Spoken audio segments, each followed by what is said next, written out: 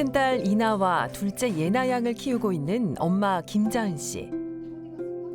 요즘 같은 저출생 시대에 둘째를 낳는 데는 큰 용기가 필요했습니다. 원래는 저희는 하나하나 잘 키우자 약간 이런 목표였거든요. 그래서 이제 첫째가 벌써 6살, 그리고 둘째가 올해 2살이에요. 그러니까 4살 차이가 나죠. 그래서 원래는 둘째는 조금 생각을 머뭇머뭇하다가 첫째가 이제 5살 올라갈 때 나만 동생이 없다고, 동생이 너무너무 갖고 싶다고. 근데 이제 저희도 마음에 준비를 좀 많이 해야 되기 때문에 한 반년 정도 더 고민을 하다가, 그래 만약에 낳을 거면 더 늦기 전에 빨리 낳아서 키우는 게 좋겠다 싶어서 이제 둘째를 이제 계획을 하고 이제 계획하에서 가졌죠, 저희는. 자영업을 하는 남편이 종일 일을 해야 되기 때문에 회사원이었던 김자은 씨는 현재 육아휴직을 하고 아이들을 양육하고 있습니다. 정말 아이가 태어나서 너무 이쁘고 행복은 한데 정말 머리부터 발끝까지 시간을 다 할애를 해가지고 먹이고 재우고 씻기고 이게 무한반복이잖아요. 또 아이는 크면서 이제 다들 성장통이 있다 보니까 또 새벽에도 새벽 수유도 하고 새벽 케어도 해야 되고, 그러니까 제가 알았던 이상적인 육아랑 현실적인 육아랑은 정말 많이 다른 것 같아요. 첫째 이나를 어린이집에 보내고 둘째 예나를 온종일 돌보는 일상. 직장을 쉬면서 육아에 전념해 왔지만 자은 씨 혼자서는 버거웠던 적도 있었는데요. 올해 초에 제가 코로나를 걸렸어요. 코로나에 걸렸는데 남편은 이제 일을 나가야 되기 때문에 할 수 없이 출근을 해야 되는데, 그럼 아이 둘만 남잖아요.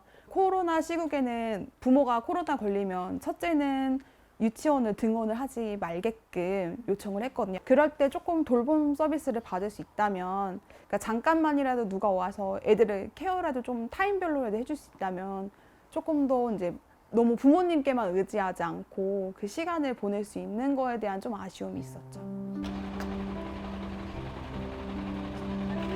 어린이집에서 돌아오는 첫째 이나를 집으로 데려오는 자은 씨. 반복되는 일상에 익숙해진 요즘 자은 씨에게는 고민이 생겼습니다. 육아휴직 기간이 곧 끝나기 때문입니다. 내년 3월에 제가 바로 복직이거든요. 그러니까 복직 전에 아이가 좀 적응을 해가지고 있으면은 제가 복직했을 때 아이가 거기 이제 적응 잘 돼 있으니까 제가 일하기도 편할 텐데, 영세반이 좀 인원이 적어요. 보통 보면은 한 반에 선생님 한 명에 아이가 3명밖에 안 되거든요. 그러니까 당연히 구하는 TU가 자릿수가 너무 적다 보니까 영세반에 못 들어가요. 저희 아이도 영세반에 지금 넣고 싶은데 자리가 없어서 들어가지 못하는 거거든요. 순간이동? 둘째 아이를 어린이집에 보내고 싶어도 자리가 없는 상황. 자은 씨는 최근 인터넷을 통해 정부에서 지원하는 아이돌봄 서비스를 알게 됐습니다. 아이돌봄 서비스는 부모의 맞벌이 등의 사유로 양육 공백이 발생한 가정에 아이 돌보미 담당자가 직접 방문해 돌봄을 제공하는 서비스인데요. 김자은 씨는 돌봄 서비스를 받을 수 있을까요? 지금은 상담 고객기마다 연결이 지연되고 있습니다. 잠시만 기다려 주십시오. 버튼을 눌러주십시오. 홈페이지 이용 문의 1번. 아이돌봄 서비스를 설치를 직접 했거든요. 그래서 여기 들어가서 보시면 일단은 여기를 소개부터 보면은 간단하게 내용은 이렇게 나와 있어요. 근데 이제 이걸로는 솔직히 다 제 조건이라든지 제가 어느 형에 속하는지를 알 수가 없잖아요. 근데 그거를 하려면 당연히 이제 서비스 신청하게 들어가서 조회를 하면서 확인을 해야 되는데, 여기 보시는 것처럼 오류도 많이 떠 있고 신청하기 누르면 페이지를 들어갈 수가 없다고 바로 떠요. 몇 번의 시도 끝에 아이돌봄 서비스에 대한 설명을 들을 수 있었는데요. 신청은 누구든지 하실 수 있는데요. 그 희망의 씨에 따라서 저희가 이제 가능하신 선생님이 계실 때 연락을 드리는 거거든요. 그게 언제 어떻게 결정될지 저희가 정확하게 알 수가 없어요. 어린이집 대기 같은 경우에도 어떤 아이가 이제 빠져야지 대기하던 아동이 이제 순위별로 들어가는 거잖아요. 일단 하원은 3개월 이상 대기하셔야 될 거예요. 지금 어떻게 될지는 모르겠는데요. 지금 현재 상황으로는 하원 서비스는 좀 대기를 하셔야 될 것 같아요. 3개월 이상의 대기가 필요하다는 답변. 하지만 그마저도 정확한 시기를 확정하기는 어렵습니다. 돌봄 담당자가 원하는 시간에 방문해 아이들을 돌봐줄 수 있는지도 현재로서는 알 수 없습니다. 직장으로 출근해야 하는 날은 다가오는데 자은 씨는 답답하기만 합니다.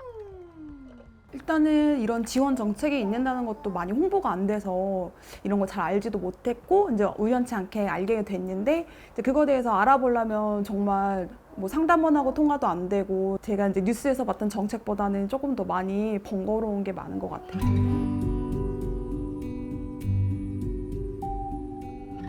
4살과 1살 남매를 키우는 고영화 씨 부부는 두 아이를 양육하기 위해 남편 조건신 씨가 육아휴직을 결정했습니다.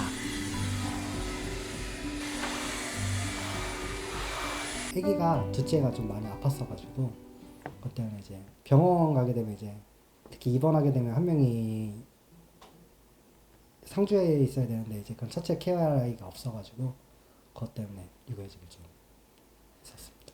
아침에 좀 아기들 일어나기 전에 좀 미리 일어나서 7시 전에 일어나서 이제 아내가 밥 준비하고 있으면 먼저 씻고 준비하고 이제 아내 밥 준비 다 되면 이제 아기들 깨우면서 이제 제가 밥 먹이기 시작하고 그리고 막 흘린 거 닦고 치우고 막 설거지통에 넣고 그냥 아침에는 그냥 집이 완전 난장판인 것 같아요.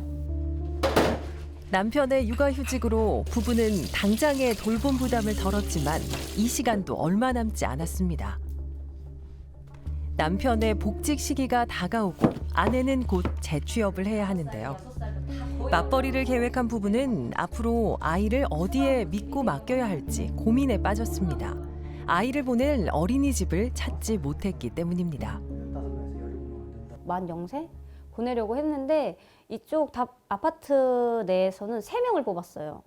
근데 여기가 다자녀가 엄청 많아가지고 3명 안에는 당연히 못 들었고 저쪽 어린이집은 0세반을 뽑지도 않고 그래서 그 건너편에 있는 아파트에 0세반 뽑는 데를 3군데를 갔는데 거기도 3명, 6명 이렇게만 뽑는 거예요. 그러니까 9명 총. 그래서 이 어떻게 부부는 이미 올 3월부터 0세반에 입소 대기를 신청한 상태인데요. 부부는 원하는 어린이집을 찾을 수 있을까요? 내년 입학 때문에요. 저희 아이가 22년생인데 몇 명 뽑아요? 이거는 36번으로 보이시는데 맞으세요?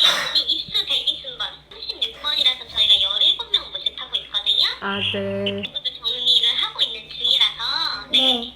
17명 뽑는데 36번째여가지고 절망이 아예 보낼 수가 없는 실정인 것 같아요. 아파트 내에 있는 어린이집 그냥 포기를 하고 다른 어린이집으로 알아봐야 되는 것 같아요. 곧 있으면 각자의 일터로 돌아가야 하는 부부. 이들은 또다시 아이를 믿고 맡길 어린이집 찾기 전쟁을 시작해야만 합니다.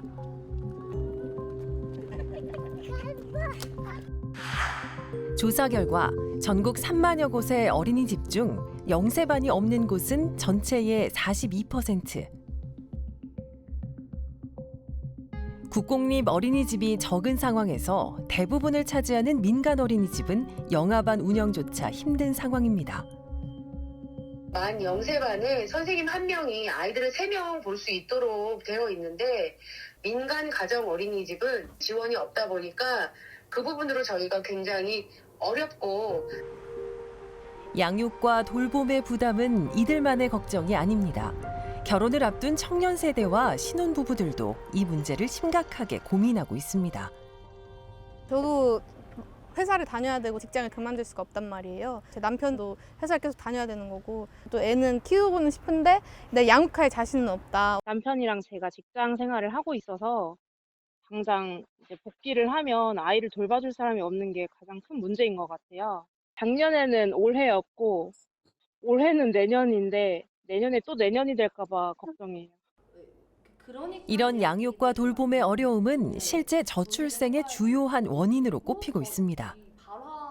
맞벌이를 해야 하기 때문에 뭔가 집안에서 가사노동을 하거나 돌봄을 할 그런 상황이 전혀 되지 않는다거나 했을 때 그 발생하는 공백에서 그러면 가족 구성원 안에 다른 누군가 할 것이냐? 근데 할 수 있느냐? 없었기 때문에 공백이 계속 유지되어서 이것이 국가적 문제라고까지 드러난 것이라고 생각하거든요. 돌봄의 선택지가 많아야 된다라고 저는 생각이 듭니다. 돌봄의 선택지가 다양화가 되어 있을 때 그때 이제 비로소 본인이 안심하고 내가 나한테 맞는 돌봄을 선택할 수 있고요. 우리 아이한테 맞는 돌봄을 선택할 수 있는 거잖아요. 가장 중요한 게 단순히 뭔가 현금성 지원이나 이런 것뿐만이 아니고 정말 출산하고 양육하고 또 그리고 이런 돌봄을 하기 좋은 그런 환경을 조성을 해야 된다고 보거든요. 회사로 출근해야 하는 날은 다가오는데 아이를 돌봐줄 곳은 아직도 찾지 못한 김자은 씨. 이들은 현실에 맞는 돌봄 정책이 필요하다고 말합니다. 지금 최근에 많이 나오는 정책이 출산했을 때 출산하고자 하는 바로 그 시점인 사람들한테만 지원을 해주잖아요. 이 아이는 앞으로 더 커야 되는 과정의 기간이 되게 긴데 일단 그런 제도 같은 게 거의 없어요. 제도들도 좀 만들 때 실질적으로 이 사람들이 어떻게 생활하는지를 좀 보고 만들어줬으면 좋겠어요. 생활하고 보는 게 아니라 그냥 이렇게 뭐 말하면 안 되겠지만 그냥 탁상으로 보고받은 거 기준으로 그냥 짜내는 것 같은 느낌? 그래서 정책이 바뀌어도 실제로는 지원에 대해서 받을 수 없는 사람들이 더 많고 저희도 이제 안 되는 케이스이기도 하고. 아이 맡길 곳이 없어 전전긍긍하는 부모들. 그들에게 맞는 보육 서비스를 찾기란 하늘의 별 따기입니다.